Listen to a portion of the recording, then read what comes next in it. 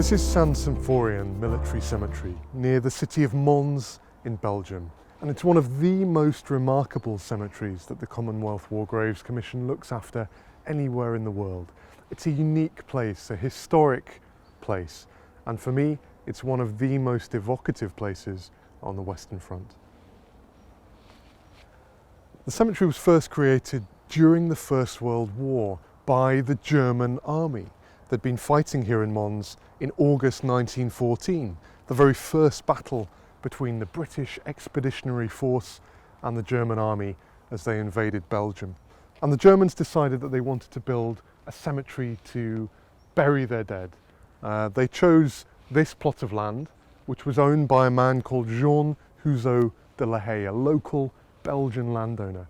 And he donated the land on the proviso that it was only used by the Germans as a cemetery, and on the understanding that both German and British soldiers would be honoured here with equal dignity and equal respect. But the fact that it was the Germans who initially created this cemetery gives it a very unusual feeling. It's unlike any other Commonwealth War Graves Commission cemetery. There are German soldiers here from many different parts of Germany, but particularly from the north, from Bremen, from an area which is Denmark today, known as Schleswig-Holstein.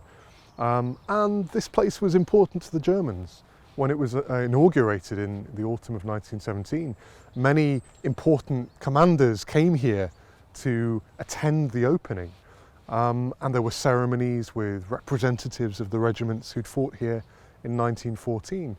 So I think it's really important to remember the historic nature of the cemetery to the German army, as well as to the British and Commonwealth soldiers who came later.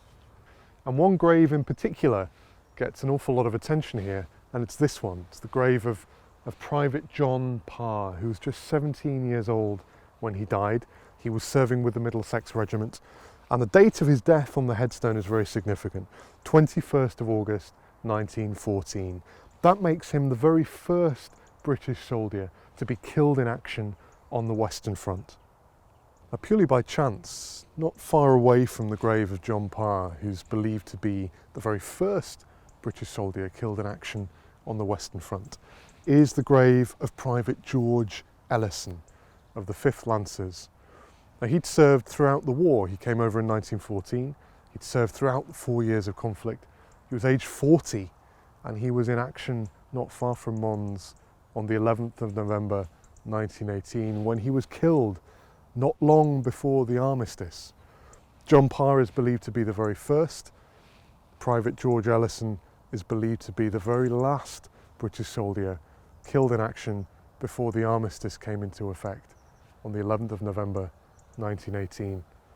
This is one of the most famous areas of this cemetery. These are the graves of men of mostly of the Middlesex Regiment, who were buried by the Germans when they created the cemetery. They're arranged in this circle, all facing this monument, this memorial in the centre.